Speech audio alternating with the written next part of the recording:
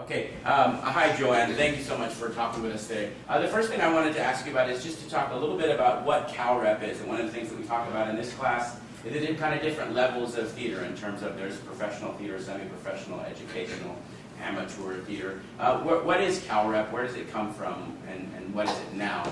CalRep is kind of all of the above. And one of the things is we have an enormous luxury with CalRep. It's 20 years old this year. And I actually directed the first production of CalRep and now directing the first production of this season. And CalRep is something of an amalgam because it is a synthesis of educational theater, because the students in the master's program are also the company members of CalRep. But the kind of student we tend to attract is often an older professional who's coming back to the university because they want to teach.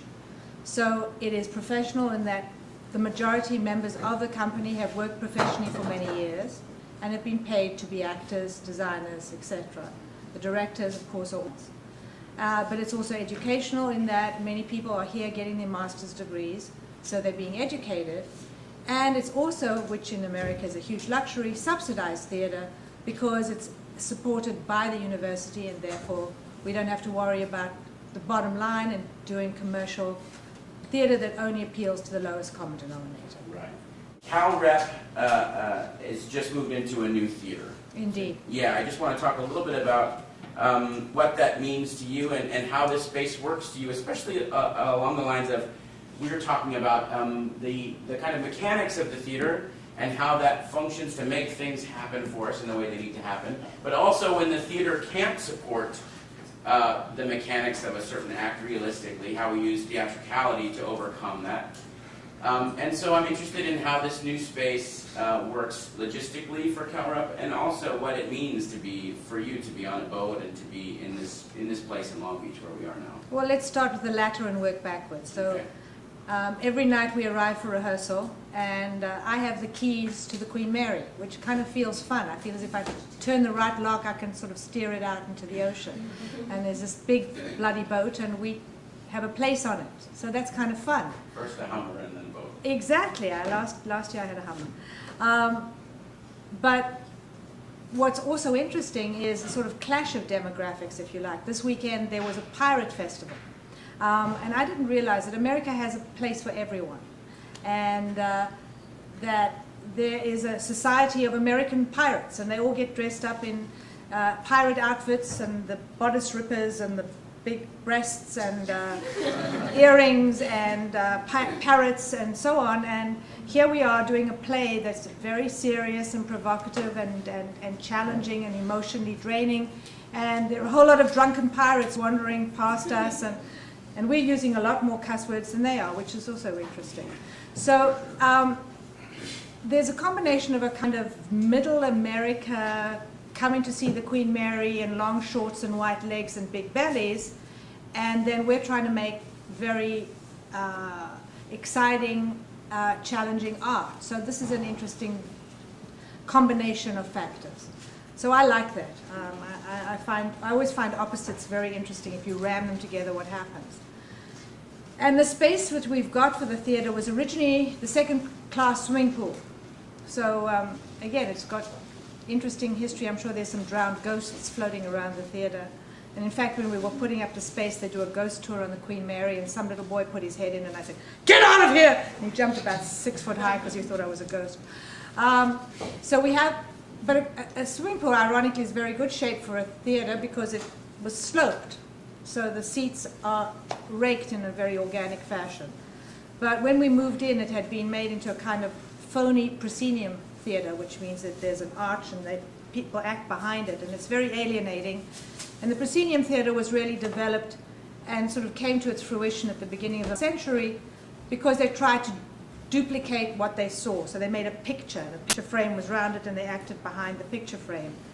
And contemporary theater tends to push forward and forward and forward. So we pulled the proscenium arch out, pushed the thrust stage forward, put a lighting truss on top of it, so it looks very 21st century in terms of the moving lights and all the electronic gizmos that you can see in the lap of the audience. But inside that space you still make a fusion of a real and imaginary situation. And one of the things that's so interesting about theater, of course, is this fusion of real and imagination. Because on one hand, things are totally imaginary. The events that are occurring only in the imagination of the actors and the audience. But the things that are real actors. So when they say, oh, film's much more real or documentary's much more real, no, it's not. There's no human being with a 10-foot-high face or eye or something else. The fact is, you're going to see Josh up there sweating and spitting and cussing and farting and all that. You better take the farting out. But that's as real as it gets. If Josh messes up, when you're in the theater, somebody can always mess up, and it happens. And you sit there. I saw a play quite recently with the lady from Will and Grace, Megan Mullally, Megan, you know what I mean? Yeah, anyway. And a phone was supposed to ring, and it didn't ring. So she got a little bell on her desk, and she said, "This is where the phone is supposed to ring." Bing, bing. And the audience was delighted, because it was absolutely real, and in the moment the actor had to deal with something that real, so pulled into their reality. And so for me, theater is such an exciting thing to do. Great. Okay, so Festin. We have just read about production of Waiting for Godot in Kosovo, and how much the sort of absurdist ideal meant to people living in a politically destabilized country. And we talked a little bit about Stanislavski's idea of the supreme objective, that the artist has something that they want to say to the world. Uta Hagen talks a lot about that as well. So what is it, why Festin right now? Right now for our inaugural, why right now in America? And for that I have to be personal. As you hear from the rather strange accent, I'm not from this country, I wasn't born here, I was born in South Africa. And South Africa is a place with a very troubled political history. And for me as an artist, as a theater artist, I have a certain political responsibility. I have a responsibility to at least shake up an audience to the problems that face us as human beings. And that's always been my objective. Not as specifically democratic or republican when I say, but humanistic. What responsibilities do we have as people to recognize the problems of our society? And I hope, like many of you, I was extremely excited with Barack Obama's election. And I'm not supposed to talk politics in university. But I was extremely excited. But as the term has gone on, we realized that for all of us, having to confront the past is almost as important as facing the future. And you can't really start confronting it in the past. It's necessarily what you did. So the issues of what happened in previous administrations in terms of treatment of terrorists, torture, and so on, are moral issues that confront all of us, because we let them happen. In South Africa, I can't say I didn't know apartheid was going on. I did. And I had to say, well, what did I do? How much did I put myself on the line to stop what I knew was evil? In Nazi Germany, a lot of people said, oh, they didn't know what was going on. Obviously, that's patently absurd. The question is, you were too scared to act. That's understandable. So this play, on a family level, deals with to what extent we want to face the evil in the past in order to break through to a moral future.